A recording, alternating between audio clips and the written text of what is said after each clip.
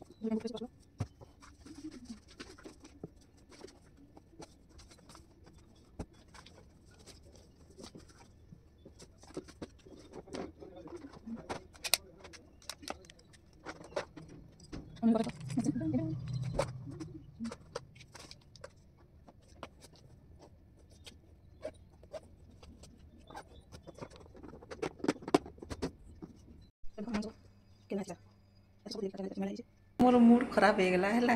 मुई भावली ए भगवान इटा काण है दुनिया है। तो मुई बर्तमान एखन में बसी हमर दृष्टि तार टेबुल स्टडी टेबुल उपरे रह तुमको देखो है काଣା काଣା अच्छे दृष्टि तार चेयरटा है।